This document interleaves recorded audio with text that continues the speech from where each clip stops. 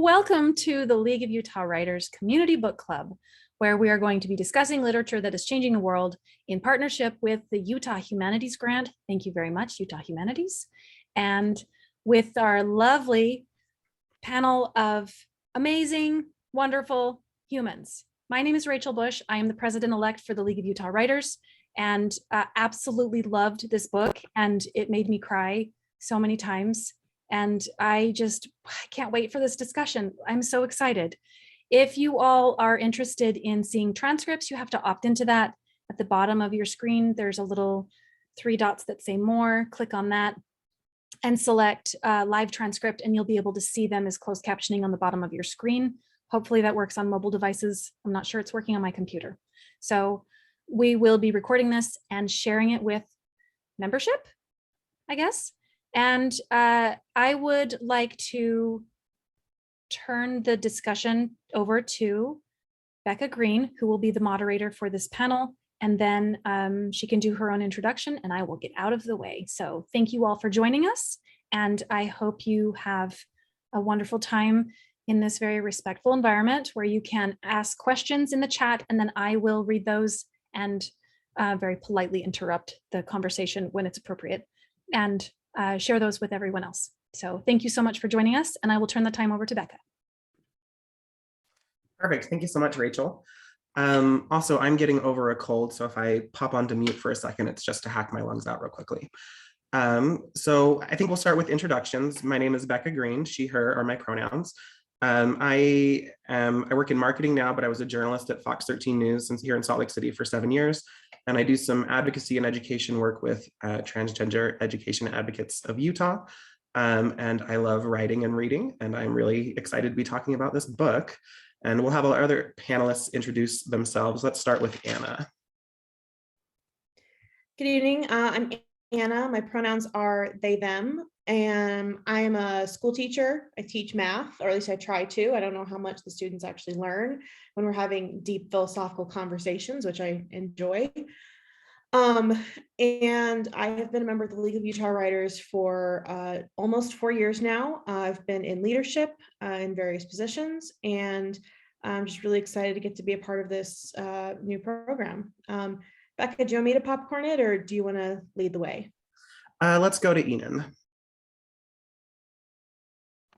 Hi, my name is Enan. You can use he, they, and it pronouns for me. It pronouns, especially if you are not cisgender. I am a supervisor at the Women's Resource Center downtown. And I am a slam poet and have been on multiple different slam poetry teams over the course of the past 5 years. I can't think of anything else good about myself, so take it away, Lewis. Also, my boyfriend. I don't know. I feel like that's pretty cool. It's a pretty cool thing. Anyway, my name is Lewis. I use he, him, and they, them pronouns. I am a lot of things, including a housing advocate, at also a women's resource center, a graphic designer, a writer, a slam poet, a novice script writer, and many other things. Yeah, I've been writing for a long time with the main goal of writing for trans people, so this book is really cool to me, and I just joined the League. I should also add that I was a sociology major with a double minor in gender and film, and wrote my undergrad thesis on trans representation in the horror genre, and how representation of trans people as monstrous leads us to believe our bodies are monstrous inherently.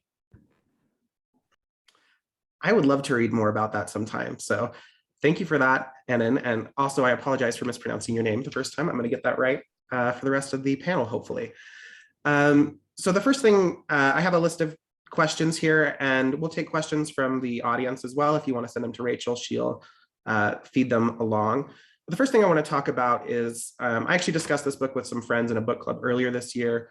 And I think sometimes trans media is hard to discuss with cis people because A, we often have to perform our trauma in order to be seen as fully human.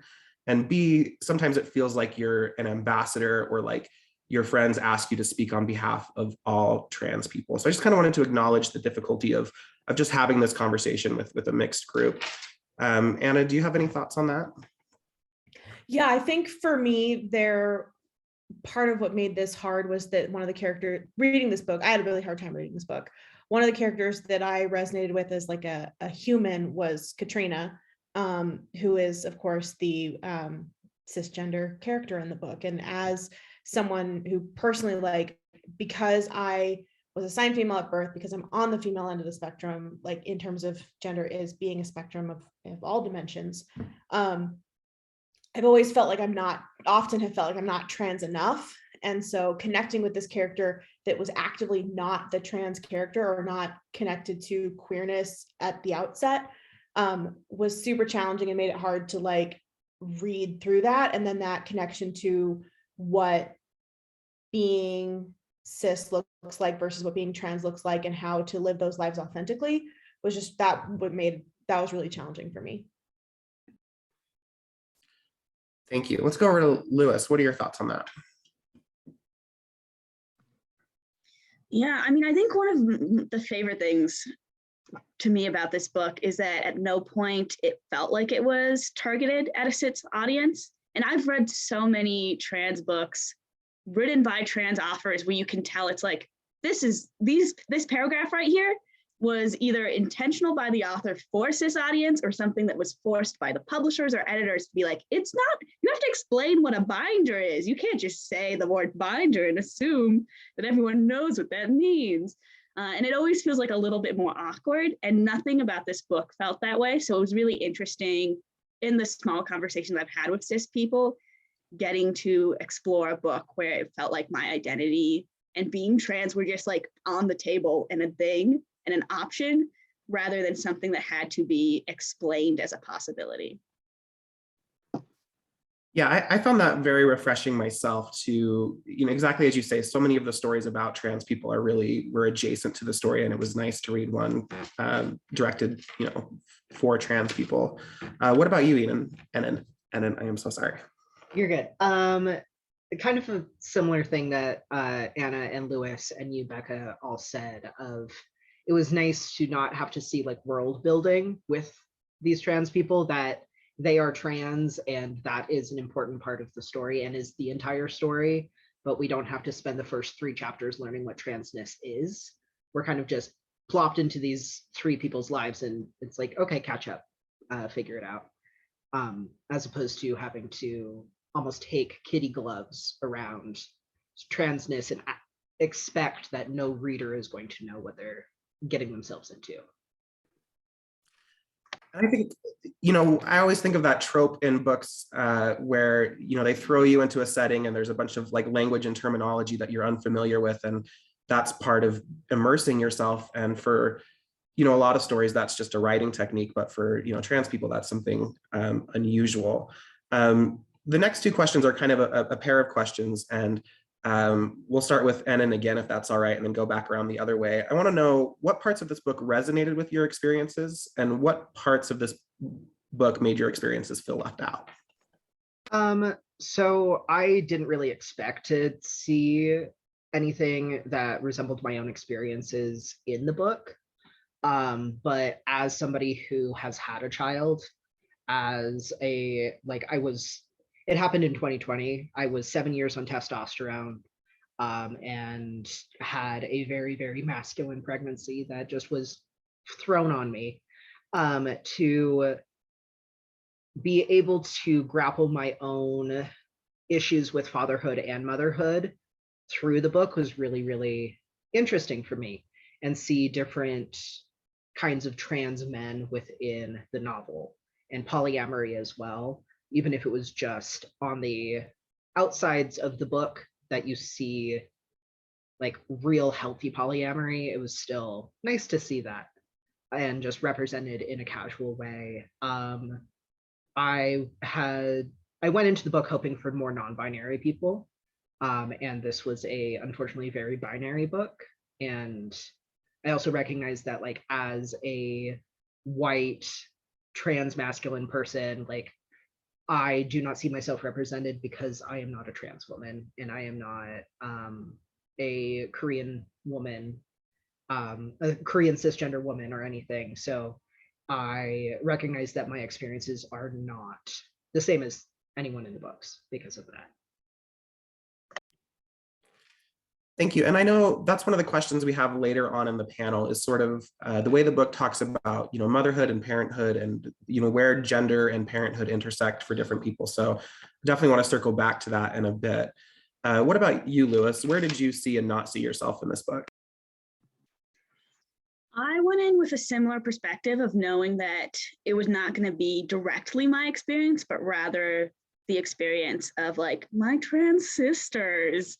And I was really excited for that, honestly, because as much as media really likes to put a focus on trans women, I've put in a lot of effort to find non-binary and trans masculine stories to read. And it was really cool to read something that was different than that, just because I've been so intentional about trying to find my own experiences exactly. And I do think it was really fun to have that moment where I believe it was Katrina who was talking about it, where they talked about, no, it was Reese, with the house of the like multiple parents who lived on the 2 separate levels. And that to me felt like just pure queerness in a way that even if I have not lived on the first floor with my lesbian sisters living on the second, like that to me resonated with me so much of a like, I love these are just queer people doing queer things.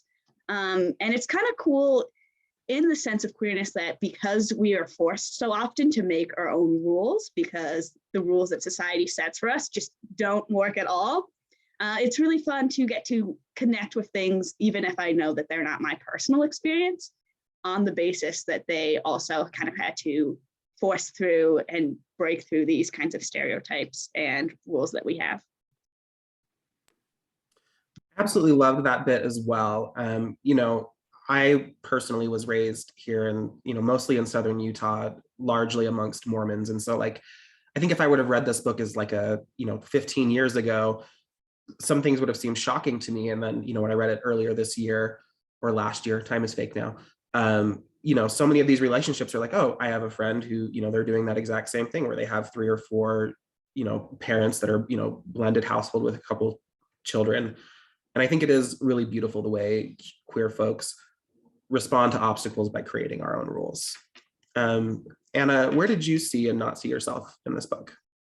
So unlike everybody else, I kind of went into this book blind. I was like, oh, Rachel asked me to do this. I'm going to do this thing. So I did no research and kind of was going off the back cover copy. And it was interesting. I spoke earlier about where I saw myself in Katrina, but reading Ames's journey was kind of the closest I felt to my gender journey, kind of this question of like, what's safe, what isn't safe, what can I do that will let me live my truest life. I was not able to even interact with the idea of gender being a thing for me until early 2020, when I was changing job positions and was going to be in a place where I'd be safe. So I'm kind of like new to this whole world and kind of like a baby trans in that way. And so that idea of like, oh, okay, like this isn't going to be easy. This is going to be a journey. This is going to be, it doesn't have to be set in stone at any point in time. I don't have to make a decision and stick with that decision. I'm allowed to change. I'm allowed to grow. I'm allowed to breathe into this gender space that I have. That was very, very empowering for me to see. But it was still kind of that, like other people were saying, very binary experience. And the whole idea of binary gender is, to me, uncomfortable because it's so unlike my experience with my world. Because it's, for me, I was raised by 2 people who very clearly had ideas about gender roles and also very clearly wanted to not fall into those gender roles, but still kind of impose them on their children. It was this cycle of like, how can we do what works best for everybody with this world that we're in? And so to me, that focus on the binary was a little bit alienating. I think the other thing, I'm going to hop on one more time, that felt very isolating to my experience was the way it felt very allosexual, both in how they experienced gender euphoria a lot and the emphasis on sex in all of the relationships that they were having. As someone who is asexual, sex is not the most important thing for any of my relationships ever. And so it was very interesting to see that connection. Whereas I don't think I've ever felt gender euphoria really from sex. It's not been something that's been connected at all. So that was really interesting to see. Well, and I'm glad you said that too, because that's definitely was a piece for me as well. I'm sorry, I'm stealing Meg back. I really, because I'm the same way. I'm on the ace spectrum. Like I've had one partner I've been intimate with in my life, and like it was not a comfortable experience for me. And so having the focus on sex that was like also like kind of at times seemed uncomfortable for the characters. In a way, I was like, this is like doubly uncomfortable for me, because like character's not comfortable, I'm not comfortable. Let's just compound each other's discomfort, which also, like, to a certain extent, I think was a part of the intention of the book, was to bring up, hey, let's challenge things, let's make you stop and think, let's have you sit down and wonder. And so I definitely got that from those parts. Yeah, I think the fact that it seemed almost like overtly sexual at times, to me as a trans woman, felt very intentional, because I get sexualized a lot. Like, people go out of their way to tell me whether or not they would be with a trans woman, or whether they think like they're gay for being attracted to me, or like, I would make a joke that anyone else would make a joke, and suddenly it's, an entirely different experience. So I think I definitely trans women, and I would assume trans people in general, I can't speak beyond my experience, like, have this reductive view where cis people view us in terms of our sexual attraction, or the people that we pair with romantically or sexually or otherwise. And I think a lot of times trans women who are like raised apart from themselves, speaking just for me, like, you crave intimacy, you crave connection, and you're denied that for so long. And then some of the first places you get it are from, for me, men who treat you very poorly because they see you as disposable and as a sex object. And so, like, I think some of, I'm really bad with names, so I mixed the two up, but the one who was dating the cowboy, like, that relationship reminded me a lot of my 20s. Like, it was really disturbing and upsetting. But like, a lot of that just resonated with me because I was a very different person back then with extremely low self-worth. And I connected with that sexually for a lot of reasons. And the fact that we had such different experiences based on, where we are, on that scale, leads me to one of the questions from the audience. So Tara is asking, this was the first time I had read a book where the transgender setting was so immersive. For me, it was like getting thrown into a new world and figuring out as a new possibility. It was life-changing. I wonder if you can all speak to the variety of experiences, and those of us not of the transgender world can learn more about it, and normalizing transgender experiences without, being unintentionally disrespectful out of ignorance. And so I think that's what we were just talking about, and Tara raises an interesting point. Here we have 4 trans people who all read the same book, and not even just on the book, just talking about the issue of sex in the book, we're having all of these different reactions to it. And I think, to answer the question for myself before I pass it on to everyone else, is the best advice I have for people is, don't just find that one trans friend or that one trans creator and treat them like this, like, apostle of everything trans. Like, we all have different experiences. We're all going to tell you different things. Like, my experience as like a white girl, military brat, raised primarily in Southern Utah with a communication degree who worked in journalism is vastly different than another trans woman, versus, people who are non-binary or anywhere on that spectrum. So I think the best advice is to take in a variety of experiences and not treat any one representation as like the Holy Grail. What are your thoughts on that, Enan? Get myself unmuted. Oh my gosh. My thing won't let me unmute. Ah, you can hear me? Okay. It's just my screen is glitching out. So I'm glad that you can hear me. I'm glad that this is being recorded so everyone can hear this forever. So I think that, like you were saying, a big thing for me is like recognizing trans people are people. There's 1,000,001 different flavors of trans people because there's 1,000,001 different like trans people. Like, I know that my experience, like as a trans masculine person who came out in Utah halfway through my 8th grade year, and then have been out into all through my teens and into my 20s, and getting on testosterone pretty early on is a lot different than my other trans friends. And I can speak to things a lot differently than a lot of other trans people just because of like having to grow up in a high school environment where I was out. And I think the most important thing is to recognize that while you can paint large strokes and know basic things about trans people, and include those in a lot of stories, it does not mean that like every single trans person is going to be that exact same way. And while stereotypes within the community do exist for a reason, it doesn't mean that all trans people fit into those stereotypes. And we can see that a little bit in the book of like Ames being a coder and doing programming, and it's like, oh yeah, I know 30 trans women like that.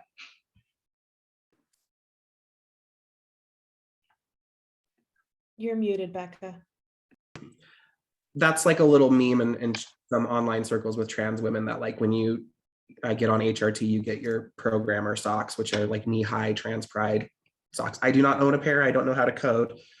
But yeah, that's, you know, there are definitely some common stereotypes. Let's go over to Anna.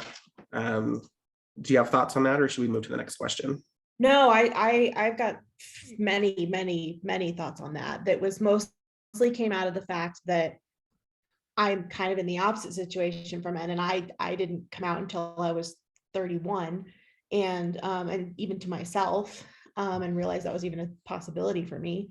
And so I'm building my trans community. And as I was sitting thinking about this webinar, I was like, okay, so this is a book about trans women, and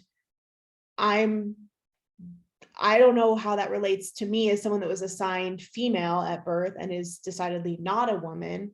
And how does that role, what role does that play in this space? And then I said, well, who do I know that is a trans woman? I'm like, all of my trans people that I'm tight with are assigned female at birth. And like that, and that experience, because we live in a world that's so binary, is intrinsically a different experience than someone that's assigned male at birth, I believe, because the world perceives us so differently, and we walk into the world with these very binary or non-binary selves that are uncomfortable for other people for whatever reason. And so as I'm sitting reading this book, I'm like, there are pieces of this experience that are familiar, but so many of these pieces feel very rooted in being trans femme, and that is just not my experience. And so that was eye-opening for me, even to be like, oh, okay, like coming from being assigned on one side of the binary, moving to the other side of the binary, and as much as other side exists, for which it exists for some but not for me, that is intrinsically like a polar opposite experience. And there's just so intrinsically a question of not just how does gender interact with me, but how does my gender presentation interact with the world, and how does the world interact with my gender and my gender presentation?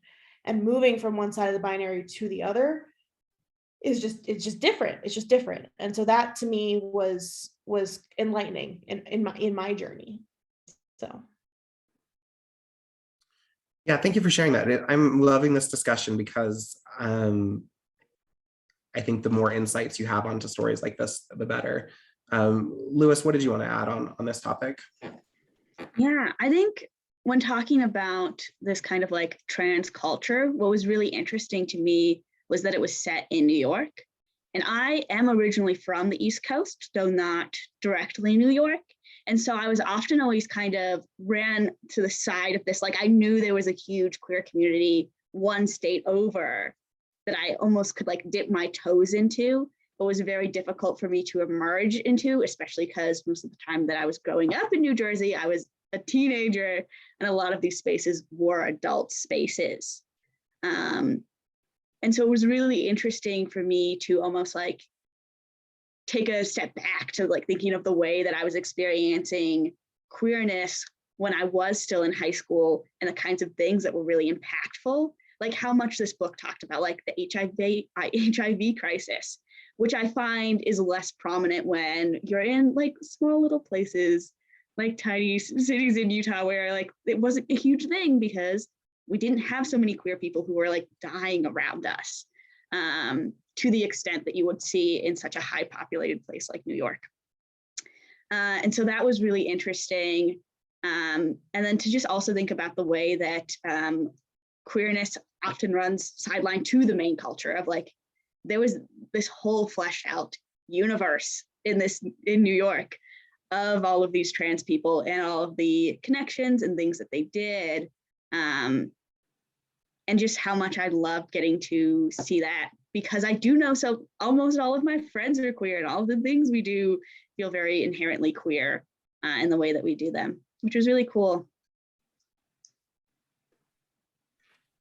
Thank you. I just want to, so we have a couple other questions that have come in. I'm going to get to those as the discussion moves along where they feel a little bit natural. So just if you have a question we haven't got to yet, just be patient, we'll get there. I want to touch on something Anna was talking about, where there's a lot of focus on both the binary aspect of like transition. And so in my experience, a lot of media, both news and fiction, tends to hyper focus on trans women and specifically on like what I call the Cinderella story, the miscongeniality, the makeover moment of that particular experience. And I think that's really detrimental to the trans community at large for a lot of reasons. This sort of hyper focus both on trans women or, femininity, and also on like this idea that like medical transition is like a necessary part of being transgender. So how do you feel this book played into that or not? Does anybody want to jump on that first? I'll pick Enan then.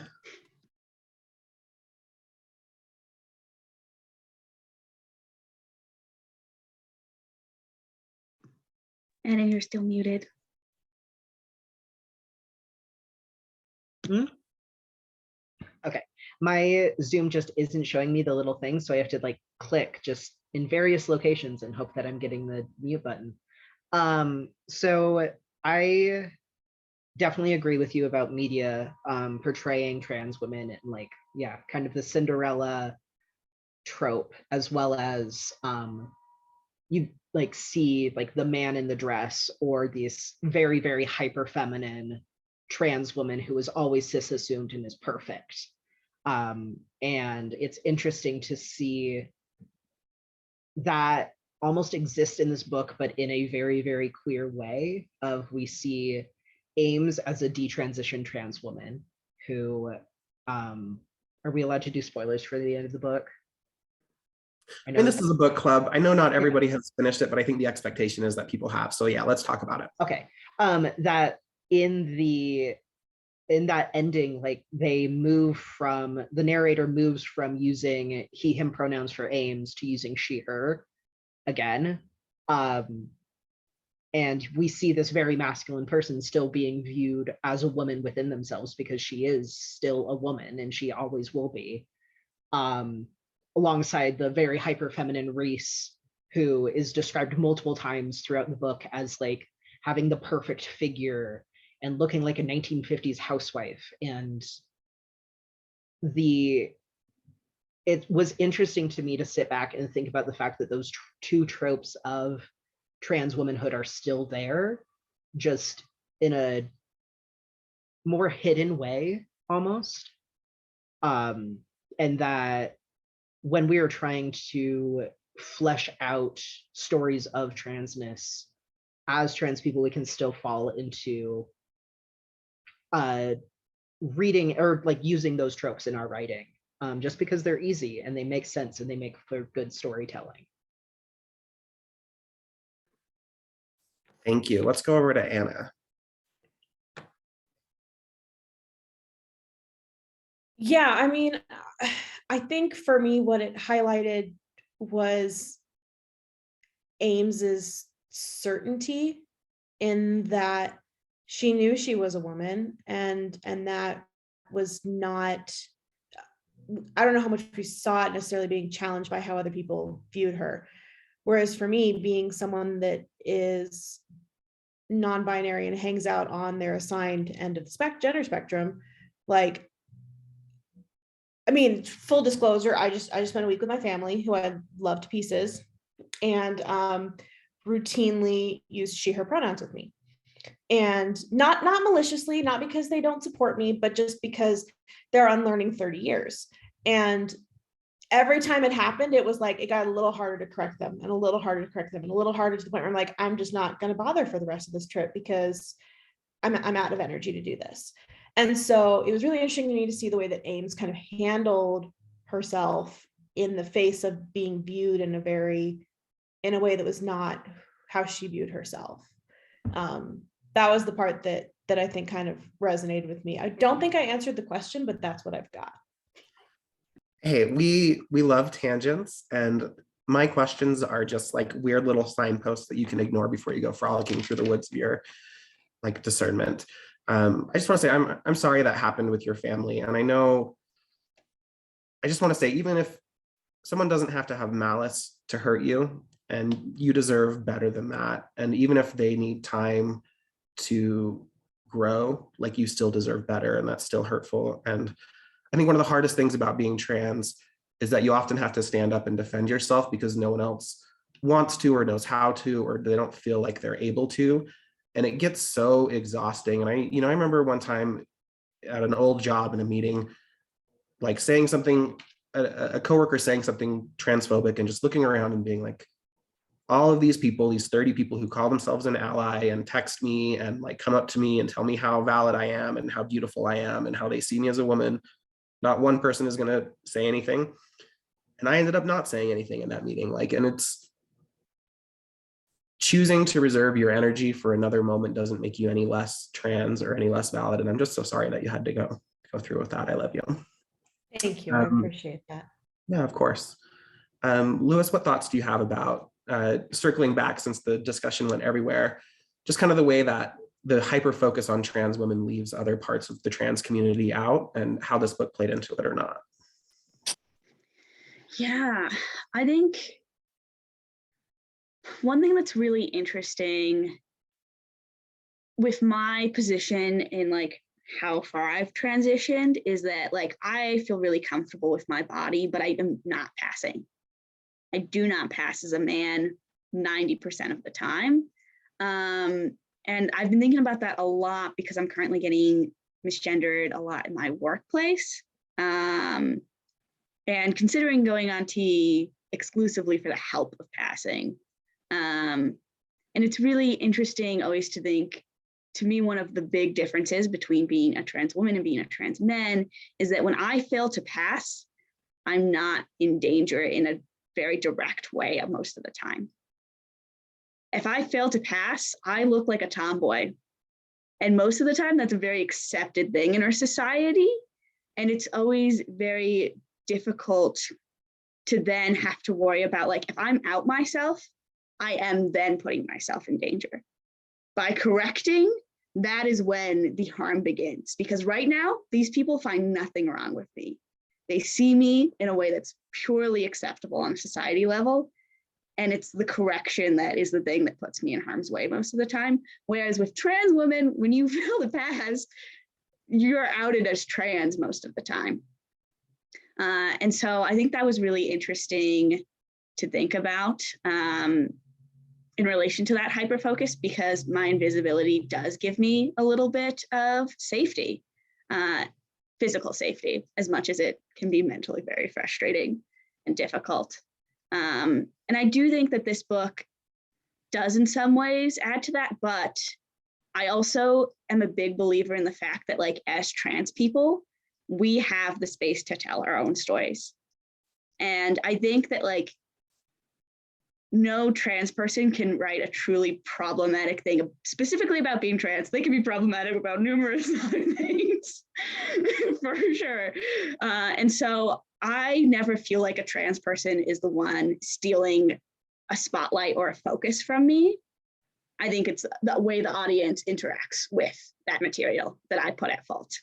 But I also appreciated that, like, we did have some minor trans masculine or non-binary characters who kind of just popped up, just to show that that, like, is a thing that exists as much as they weren't the focus. It was nice to feel like it was still based in a world where I was possible. I think it is always nice to see yourself in media to some extent. You know, I spent a lot of years seeing the only representations of trans people as what I call punchlines, predators, or perverts. And so I think in some ways this book was kind of messy, but it was really nice to see trans people have the agency to just be messy. But I want to circle back to what you were saying, Lewis, about, you know, passing and the fear of violence. And that, you know, that's something that I actually really relate to in a different way. I had an experience last year. My friend and I, we were out, I was actually celebrating a Supreme Court decision that really was good for trans people. And we were, this is classy, we were in our bikinis drinking beer in her front yard in like a little kiddie pool. And this guy came up to like argue with her about her Black Lives Matter sign and like just be a racist, bigoted jerk. And as he was like talking to her and like spewing this hate and trying to engage with me, I found myself shutting down and not saying anything, because I tend to pass. People don't usually realize that I'm trans, but when they do clock me, it's usually about my voice. And I have had some very scary experiences where men have said things to me and then I've responded to them, and then they have gone from like 7 to 1,200 upon realizing that I'm trans. And so I think I want to be clear that threat of violence applies to everyone. You know, trans masculine people and non-binary people are victim of hate crimes. Like, you don't have to be trans feminine to have that fear of people taking something from you because of who you are. But I think that that conversation about passing as it relates to safety is really important, and brings me to kind of the next topic and one of the questions. Kind of rambling, but I'll get there, I promise. A lot of times when I talk to my friends about passing, they think I'm asking them a question about my vanity. And what I'm really asking is, like, can I safely walk into this bathroom without fear of somebody giving me a hard time? And so one of the questions is, I'm curious as to how people felt about Ames with his struggling with gender roles that he learned and his struggle to accept himself as he is.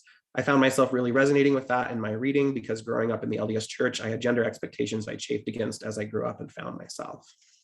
And I think the phrasing of that question, I just want to be really clear. Like, when I talk about Ames, I project all over this character. Like, to me, Ames is a woman, she's transgender, and she detransitioned out of fear, out of safety. I have several friends I know personally who chose to detransition specifically because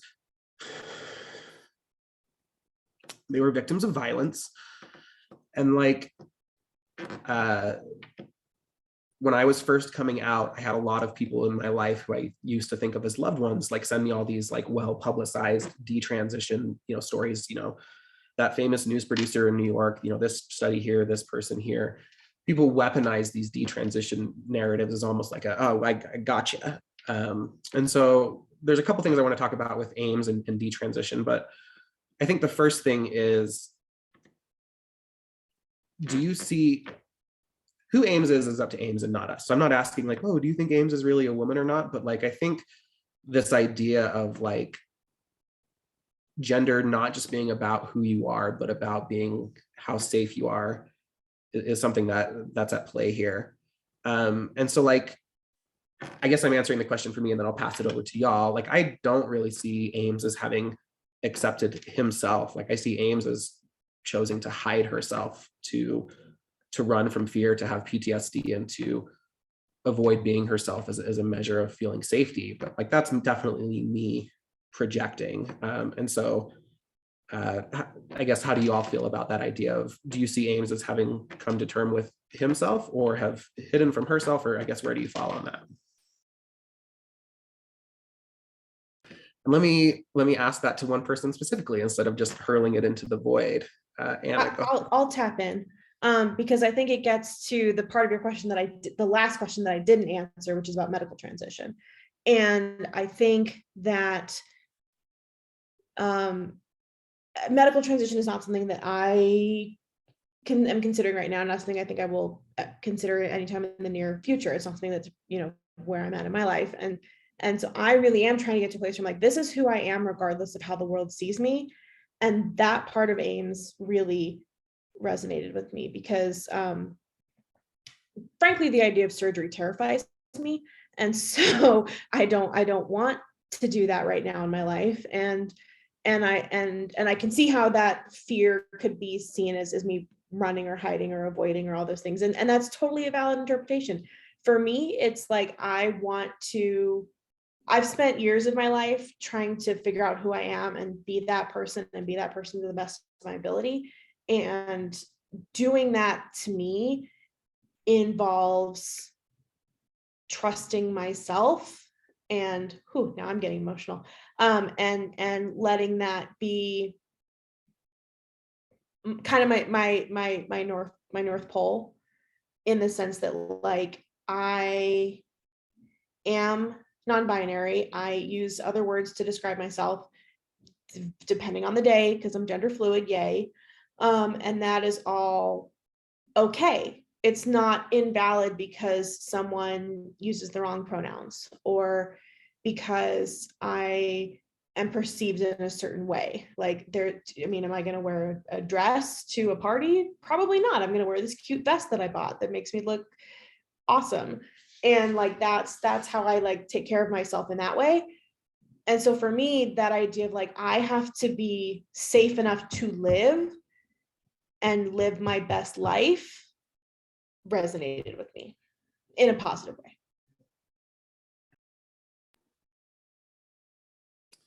Thank you for sharing that. And then, do you want to chime in on that one? Yeah. I really relate to Ames in an interesting way. Just because I, for a long time, felt like I had to cut off parts of my identity for my own safety. And a lot of it was wanting to be perceived by men who would be violent towards me as a fellow man, so they would be less violent.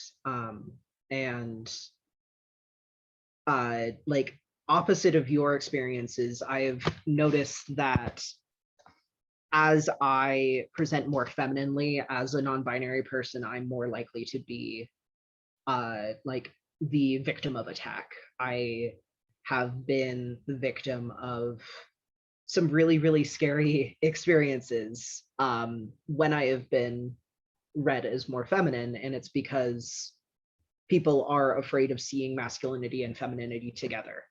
And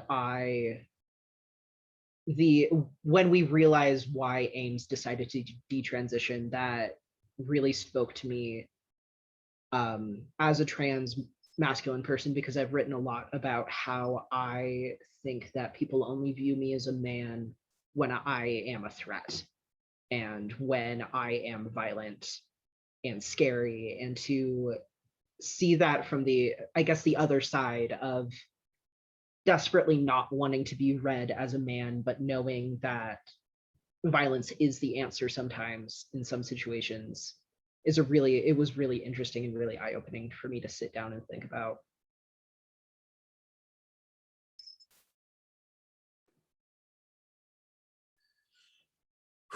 Yeah, it's a heavy topic. I think, thank you for sharing that. Lewis, do you want to weigh in on this one as well? Yeah, I mean, I do agree with like a lot of what people have been saying, and I do think it's very interesting the way that Ames, as a trans woman who's detransitioning, uses masculinity as a shield in the same way that I often feel the urge to, as someone who doesn't pass. I feel like I'm often trying to like sneak into that. And like, as someone who is genderqueer, it often feels so much easier to pretend to be a trans man and pretend that I am a man and just be fine with all masculinity because the alternative is being perceived as a woman, when we're talking with people who don't have no comprehension of what like a non-binary or genderqueer or gender non-conforming identity would be. And hiding in that is really interesting. One thing that I was thinking about as everyone was talking was the idea of vulnerability, and how, I don't know if like, I feel like I have any say of whether or not Ames has accepted themselves. But at points it definitely felt like detransitioning was also, as much as it was about safety, was also just about getting to not be vulnerable with people and getting to close yourself off. And the difference between like accepting yourself for who you are as a trans person and being willing to be vulnerable and trust the people around you when the issue is emotional rather than physical violence. And just having to like trust that people will treat you in nice ways and not be assholes. Yeah, and I think that raises an interesting point for me. There's a part where, again, I'm so bad with names, but where Ames comes out to a coworker, and there's like, to me, a hilarious sequence of misunderstandings about like bathrooms and pronouns, and this like ally trying to be really helpful, but just like making all of these wrong assumptions and getting everything wrong. And when I like first, for me personally, when I first like came out and went full time, like I had this idea that I had to tell everybody that I was trans, or I had to like disclose. And I've definitely drifted back from that. Like it took me a long time to realize that like being ashamed or not ashamed, or being proud or not proud of being transgender is one thing. And my willingness to have a conversation about my genitals with a stranger in a Walmart at 3:00 in the afternoon is something entirely different. And unfortunately, demonstrably, a lot of cis people are incapable of separating those two things. And so like I've learned to like seek passing or avoid outing myself, less because, sometimes it's about a fear of violence, but like just being like opening yourself up to that emotional harm, like whether or not someone says something nice to you. Sometimes when somebody says something affirming to you, it's almost more dehumanizing. This is one thing I struggle to explain to people, but sometimes like if I come out to someone and then someone's like, oh my God, you're so beautiful, or like, you're so amazing, or yes, queen, or like whatever it is, they feel like they're in this superior position and they have to extend this hand downward to like lift me up, to like put them up onto this platform. And whether or not I'm feeling dysphoric or less than or more than, or like needing that boost, like that entire idea that you're on this platform above me and that like you have to pull me up for me to have the same value of you is frankly really insulting and really demeaning. And I think that's one of the things that I really realized throughout the course of transition is like sometimes outing yourself or not outing yourself isn't so much about that physical violence, it's about that carrying emotional baggage for people. And that brings me to one of the questions that Enan had listed. It was gender euphoria coming from acts of cis violence. And Enan, I'm hoping that you will explain what you mean by that and pass it around to folks while I take a short restroom break. I'll be right back. Okay, did that actually unmute me? Am I clicking wildly? Okay, perfect. So in the book, we see Reese have multiple very unhealthy, downright abusive relationships with cisgender men. And when one of her exes hits her, it's framed in the story as, yes, this is a horrible abusive thing, but it also brought her so much gender euphoria to be viewed as a woman and to be hit in the same way that he would hit a woman. And while that's taking feminism back about 40 years, I was wondering if anyone else on the panel had similar experiences of having gender euphoria from like being surrounded by the violence that cisgender people place upon trans people. whether it's violence at the hands of somebody because they view you as a woman, or being expected to enact that violence alongside somebody because you are viewed as a man. That's something I can definitely relate to. I remember distinctly the first time I was ever catcalled, and it made me feel so good. And like I had a hard time seeing how femme I looked in the past. So like I was at a party in what I thought was very androgynous or like a masculine outfit, and no, not at all. And some guys catcalled me on the street, and they're like, "You look great tonight, baby." And I was like, "Oh wow, I guess and it made me feel really good because I was like, "Oh, they're seeing me as a woman." But like the first time I got catcalled in a Burger King drive-thru at 10 o'clock on a Thursday morning with some like dude yelling at me about my breasts, like completely over it. So like, I think, yeah, sometimes that like violence or sometimes experiencing sexism is very validating to me. Like sometimes like I play a lot of war games and board games. Like I spend a lot of time at game shops, and like I'll literally be teaching a man how to play this game, and he'll make a move and I'm like, "Oh, that's not how it works."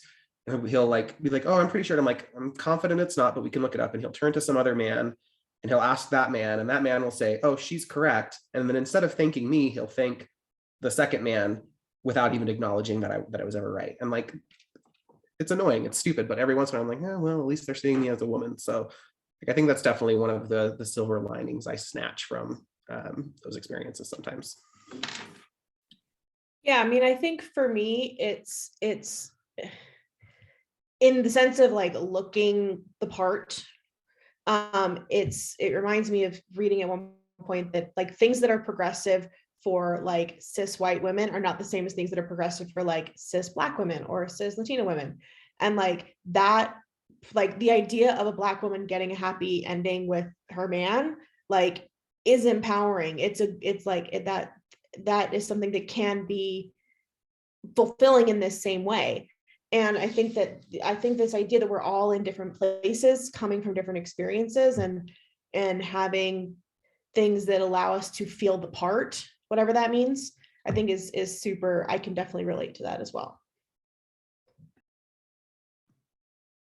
Yeah, I think it's really interesting the way we often can sometimes treat trauma as if it's a club that you like win your way into. And I think that like there's this whole wrong issue with the way that we talk about sexism, because we talk about it referring to it mostly as like, this is what makes us a woman.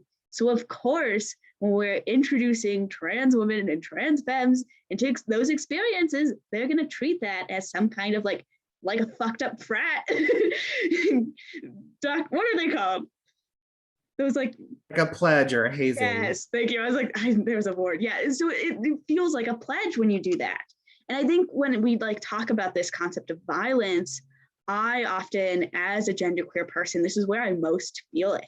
Because I didn't come out as trans until I was closer to like 16, 17, somewhere around there. I don't remember the exact point anymore.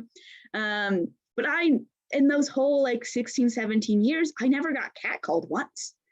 I was fully passing as a woman to everyone in my life. Everyone thought I was a woman, and not once did I get catcalled.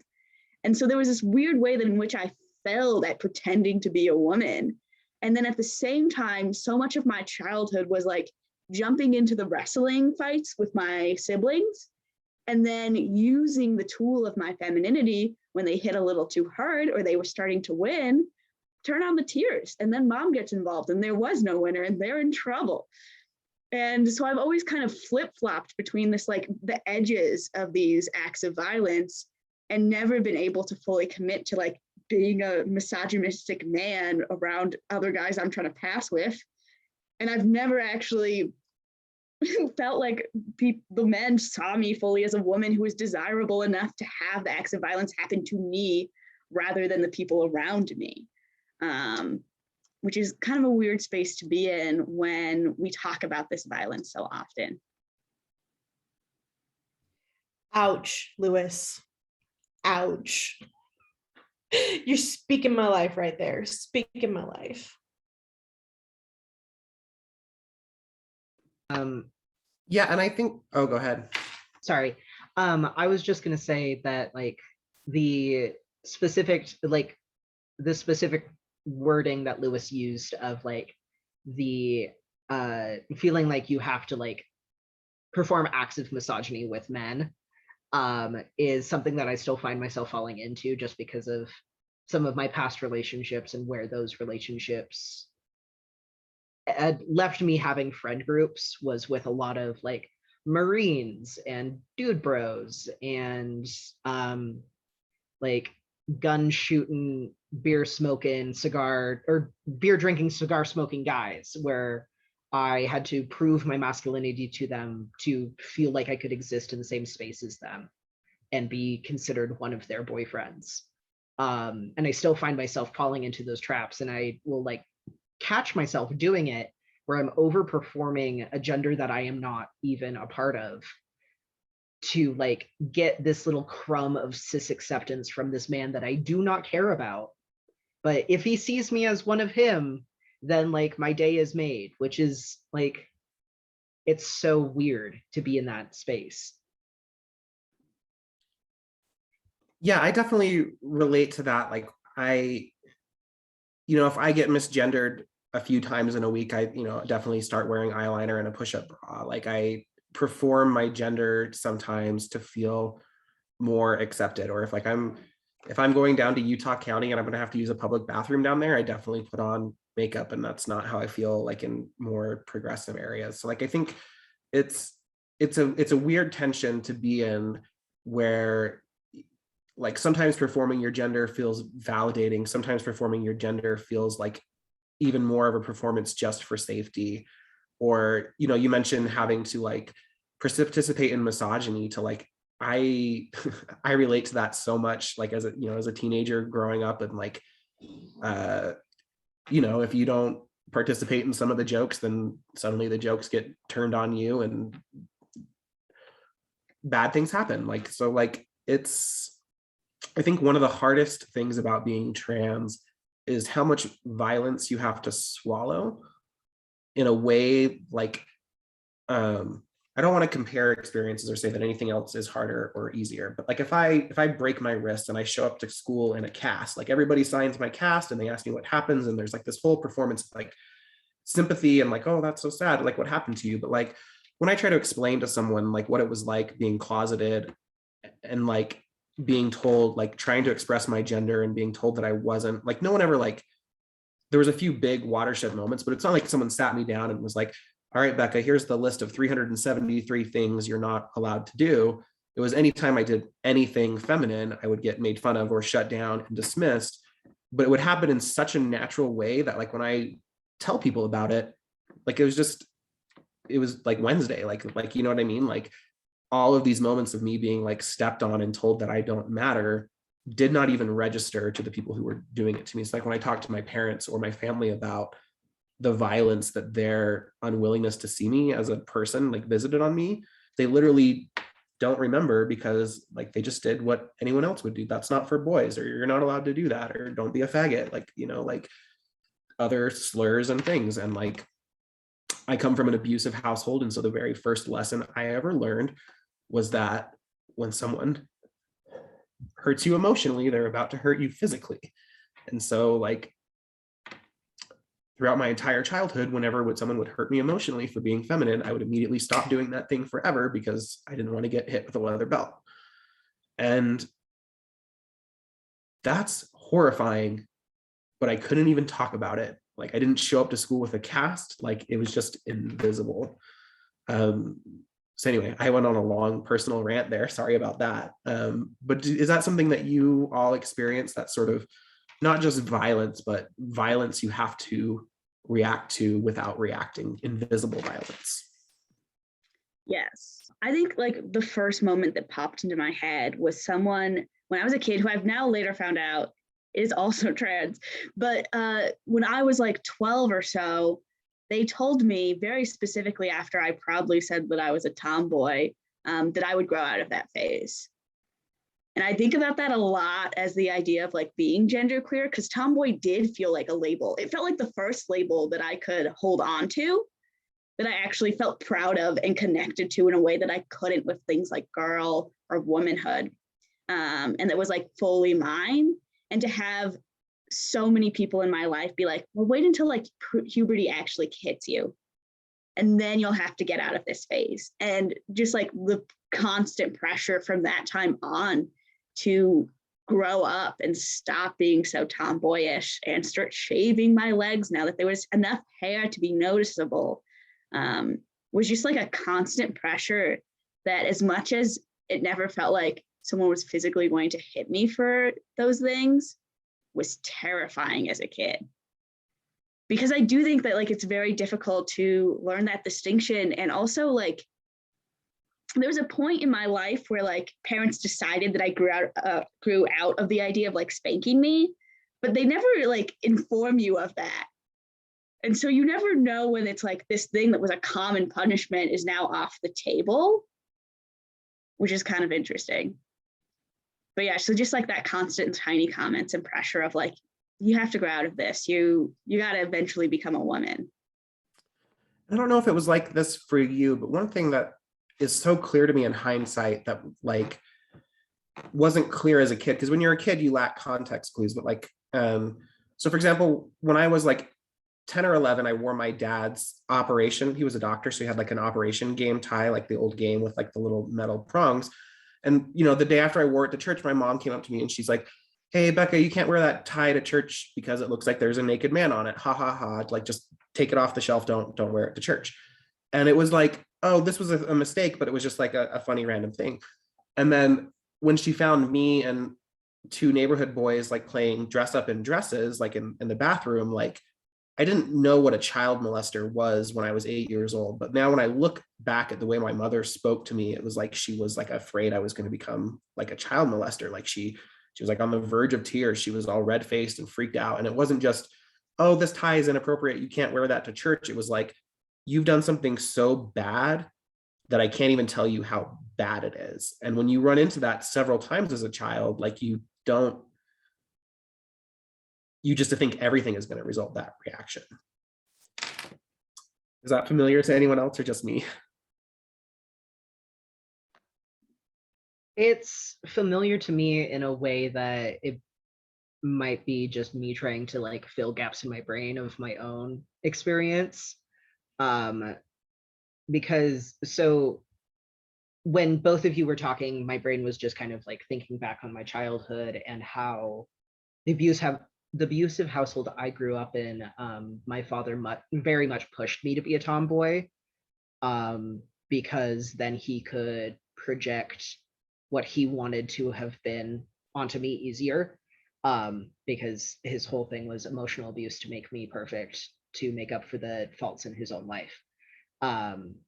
And the big social pressures that I was getting outside of that were from my friend group of girls, and all of them hating their bodies, and me thinking that the way that I hated my body was the same as them. And after coming out, trying to explain that to one of them, and her taking that as me blaming her for my transness, or that I didn't come out earlier because she hated her body and it's somehow her fault.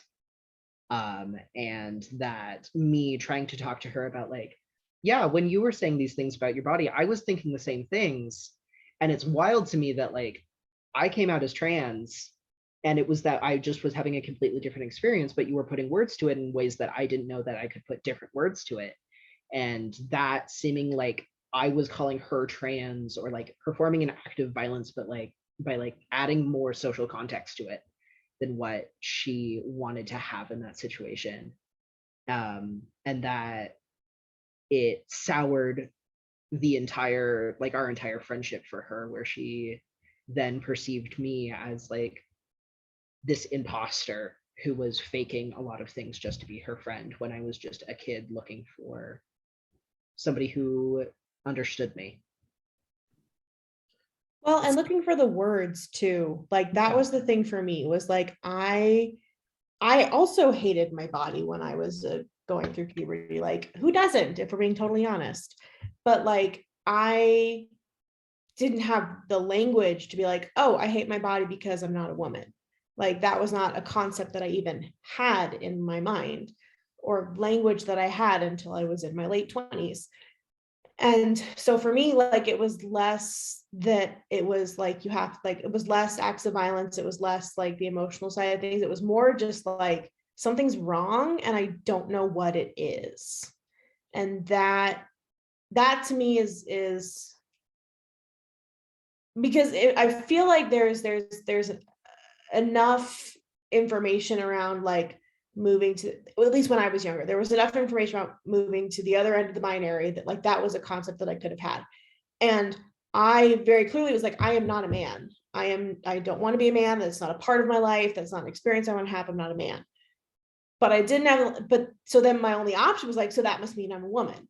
That was the only other option that I felt like I had. And so that was, and there, I cannot tell you how many conversations I had with adult women in my life that were like, well, do you want to be a man? And is that what, like, is that why this? I'm like, no, that's not what I want. I just don't have the language to say what I do want.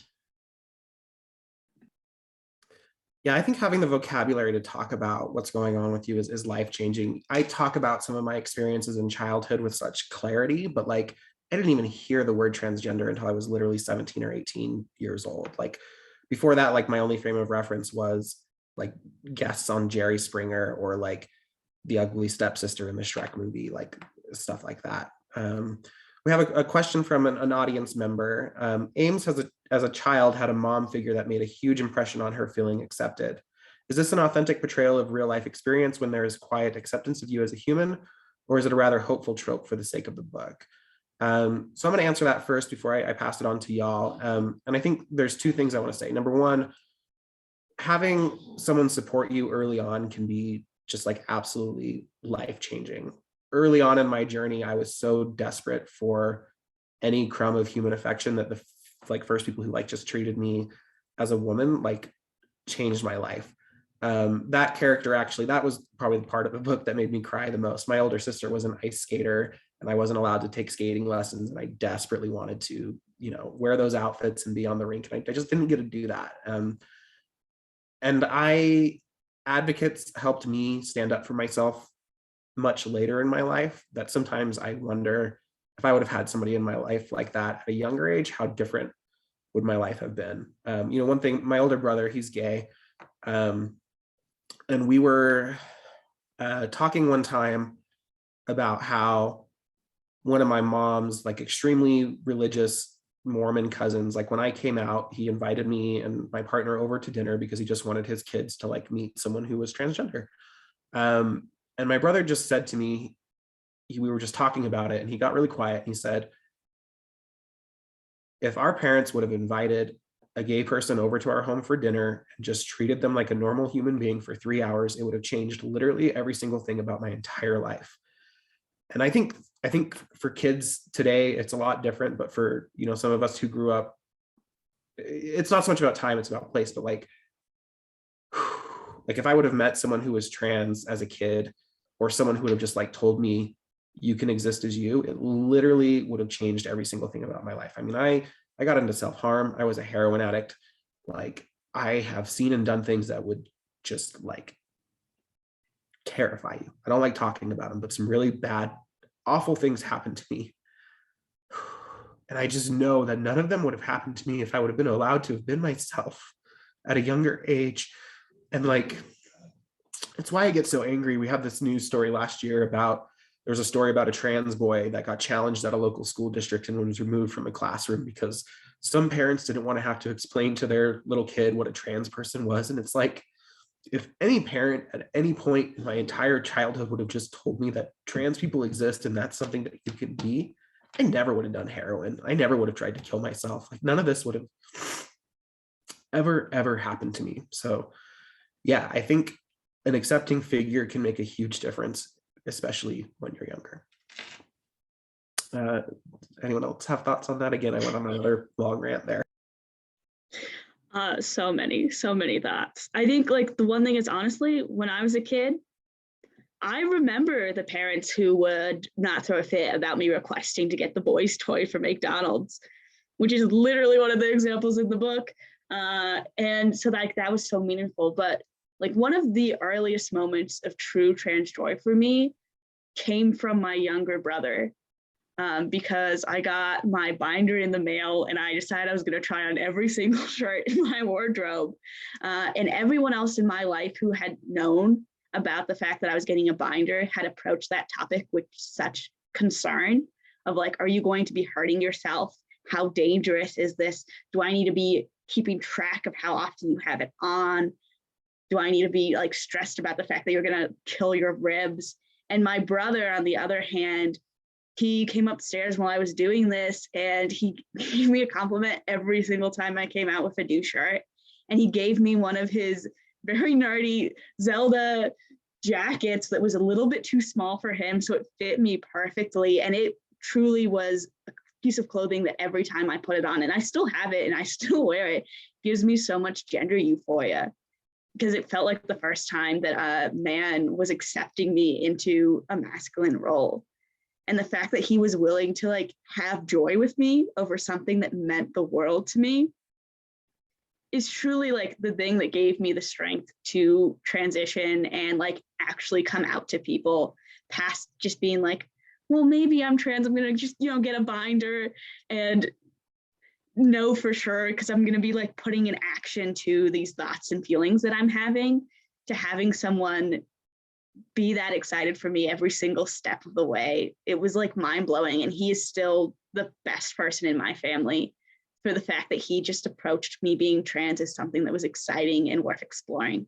And I just want to chime in on that really quick. I think that's something that a lot of people miss when they think about being supportive. Like I have a lot of religious family, and I literally cannot tell you how many people came up to, like I would come out to them and they'd be like, oh, we're going to figure this out. We're going to get through this. I know it's hard, but it's going to be, and I'm like, I didn't die. Like, I don't have cancer. Like, I'm excited about this. Like, I've been wanting to do this my whole life. Like, be excited with me.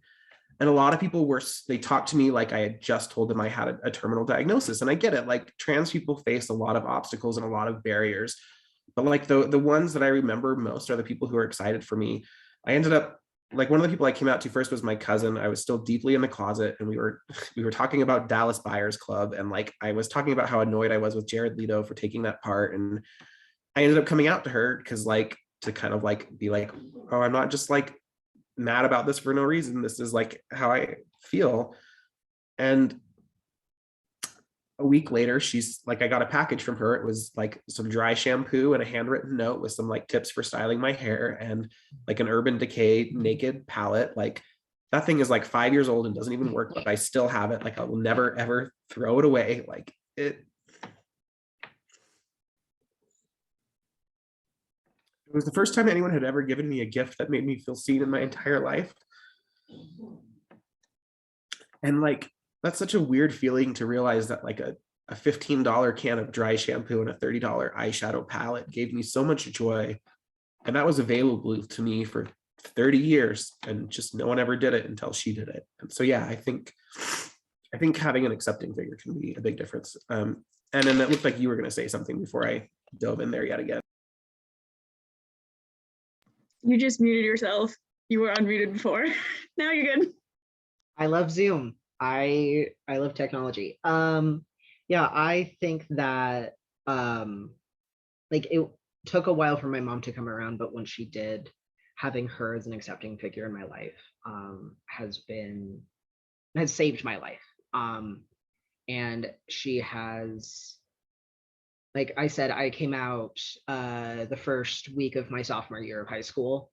And by the beginning of my senior year, she was fighting my family for me, like my extended family. She's the one that when my cousins say things transphobic or just have whack opinions about my gender, that she will be the one that will like sit them down and talk to them. Her words are because she does it less aggressively than me. She is a 60-year-old businesswoman. She is scary when she's mad at you. Like, she doesn't want to admit that she's aggressive when she talks to people about my gender, but she's aggressive. And like having her in my corner through my young adulthood and all through college has been my saving grace, because I know that like no matter how other people view me, she views me as her son. And as my gender has fluctuated, as I have like come to terms with myself, I've felt more and more comfortable to have long, deep conversations with her about my gender, where she just sits and listens. And I just kind of talk at her about, this is what I'm feeling, this is how I'm viewing things. And she just takes me at face value about that. And I think that quiet acceptance from her of me being her trans kid and her taking my lead when it comes to conversations has been phenomenal. And she has even gotten to the point where all of my partners use he and they pronouns. All three of my partners use he and they pronouns, and one of my partners went to Christmas with me, and I was joking around with one of my cousins, and my mom like whispered in my aunt's ear to clarify that like both of us identified as non-binary, like that she is willing to like do those casual things of like, so I don't have to do that legwork with my family, is phenomenal. And yeah, that I'm just rambling about how great my mom is now. I love that. And family can be complicated. You know, my dad was abusive when I was very young, and he got his temper under control when I was older. And we go back and forth, and you know, he's very religious, and that's a problem. But like what you were just talking about, one of my favorite memories is a couple months after I came out, I was talking to my cousin. And I mentioned something offhand, and she's like, oh yeah, I knew that because when your dad called me. And I'm like, wait, what are you talking about? And she's like, oh, like the week before you came out, your dad called us all. I'm like, he did? He's like, yeah, apparently my dad called up literally every single one of my aunts, uncles, cousins, grandmas, and was like, her name is Rebecca, her pronouns are she and her, and we're not doing anything else, and that's just like the way it is. And a lot of times people come to me to tell me, oh, our mutual friend said something transphobic, and then I shut them down, and like they're like expecting you to like high five them or give them brownie points or be glad that you just like told them what that shitty thing somebody said about you behind your back. Like, and so I think being an ally isn't about like rushing to your trans friend to be seen doing something, or like being like, oh, I see you and you're valid. It's correcting other people in your lives, especially when we're not there. Like that's my favorite thing, is like, you know, if people are misgendering me or saying stuff when I'm not there, like just correct them and then don't tell me about it. So yeah, I'm so happy that your mom's that way for you. And then like, you know, family can be complicated, and an ally one moment and then a source of hurt another. So it's a difficult road to definitely get through. I think we've only got about 5 or 6 minutes left. And I realize we haven't really talked about parenthood at all, which is a shame, because that's ostensibly what the majority of this book is about. So I guess let's maybe do that quick. And then if we have time, wrap up after. I thought one of the most interesting things about this book was, in some ways, some of my friends felt like it seemed like a little bit like a contrived scenario, but like, I think for trans people, we're all pursuing family and relationships in such a non-traditional way that like these mixed households, or you know, this idea of raising a baby with, you know, 2 other women, like seems pretty normal instead of totally out there. And so I guess I just want to ask, how did the themes of transness and parenthood resonate with you in this book? Can we start with you, Enan? Yes, you can, if I unmuted myself correctly. Like I said, briefly, the second day of 2020, I got a head start on everyone else with weird medical trauma, and I found out that I was 7 months pregnant with my ex-boyfriend, who I was no longer in contact with, baby. And the experience of realizing that like the 7 months prior, where I had been going to urgent cares throughout across the Salt Lake Valley over and over and over again, and expressing that I was having symptoms of pregnancy, but I didn't know it was that, like morning sickness where I could not keep anything down for a month. My antidepressants stopped working.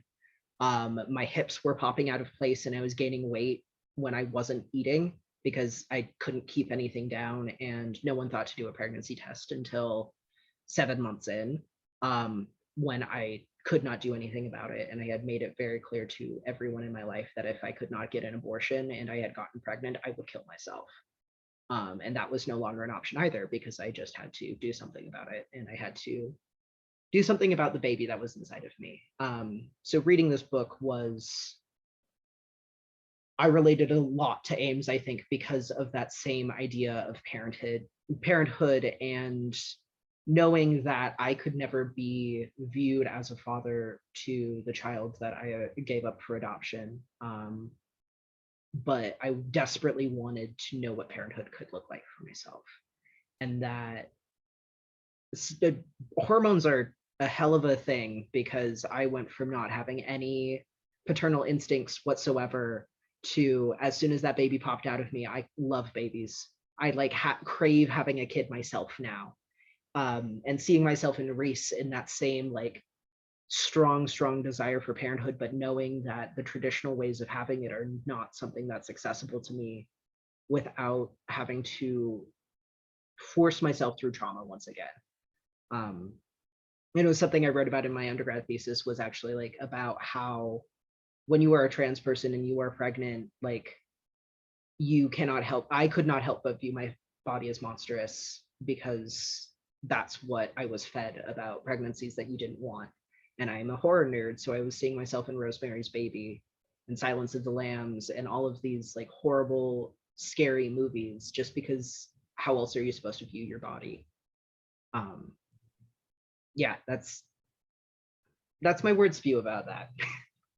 Yeah, thank you for sharing that with us. There's just so much there, and I appreciate it. I, in a very different way, can relate. I mean, not really, but like, I think the thing that resonated most is when you talk about hormones. So like when I first started HRT, they asked me if I wanted to preserve sperm. And I was like, oh boy, absolutely do not. Like, no interest in that. Like, I've known for a long time that I want to adopt. Like, the idea of being a father, nope, not interested. not my thing. I've spent a lot of time and money moving away from masculinity. And then when I started taking progesterone and got a little bit further along on hormones, progesterone is the pregnancy hormone, you know, I really wish I would have preserved that option for myself. And I'm going to be a mom in some way, no matter what. So like, that's not the thing. But like, I think even when they like try to talk to you about it and be like, oh, well, you might feel differently. Are you sure you don't want to? They don't really convey to you the emotional or hormonal weight of what's going to happen. And I think, not to project onto your experiences, but like when I talk to people about using inclusive language, or like the fact that men can be pregnant, people are like, oh, that's like blah, blah, blah. And I'm like, what should I tell my pregnant friend who's a man? Like, they're literally standing right here. Like, how insensitive can you be? Like, we're real people. And I think that's one of the damaging things, is that so many conversations about parenthood and family just exclude trans people by definition, even though, as you demonstrate, like, we're still very much a part of that conversation. We're basically out of time, but I feel like that cries for wrap up thoughts. So Lewis, why don't you go ahead? I just wanted to add that like the one thing about this book that did feel kind of genderqueer was Ames' approach to parenthood. And I really related to this idea of like wanting to be multiple facets, because I truly am so excited to have a kid someday, and I'm planning on like fostering or adopting or whatever method. And I really would love for them to call me both mom and dad. And I would love to be the very confusing thing where it's like people think I'm two different people, and whatever else my partner wants to be called, we might overlap. And I really loved that, as much as I think that maybe Ames personally would love to have just been a mother, that approach was this like really interesting, complex thing of like, I just need someone to see me as something other than a father. And that can let me be more accepting and more excited about this prospect.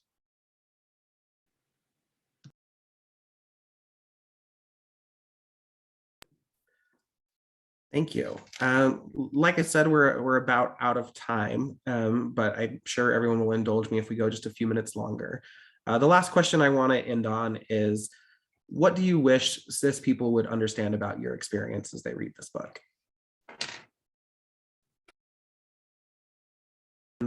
And do you want to start? Sure, you're just really, I'm just the one that starts all these things. It's fun.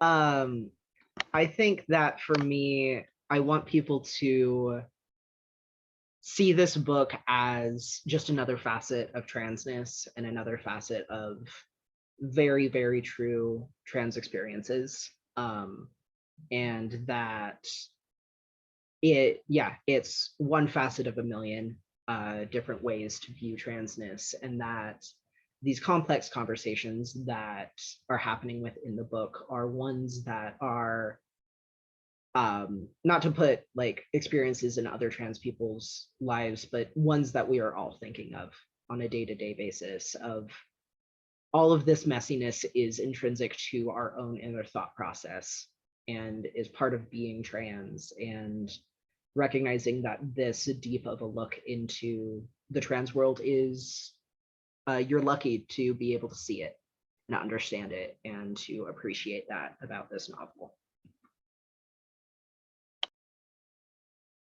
Thank you. And speaking of appreciating, I appreciating you let me tap you first. I'm a creature of habit, so once I find a routine, I settle into it. But Anna, what would you hope that cis people would understand about your experience as they read this book? I think the big thing for me is just that it's not linear, that it's kind of a wandering, weaving path, and that's okay, and that, you know, that being with us on that journey is a privilege, and that we're glad to have you with us. All right, you want to bring us home, Lewis? Yeah, I think one thing is just that, like, the idea of problematic is often comes from this place of very logical thought process. Words mean these certain things, they have these certain impacts, but things, especially like gender identity and most things in this world that you can be problematic about, also have so much emotional elements, where it's like, as much as I personally don't connect with the term transsexual, it was very cool to see these characters connect to that and use that term a lot and be very comfortable using that. And that's going to be a thing with trans people, and that's going to be a thing with the people who interact with your life.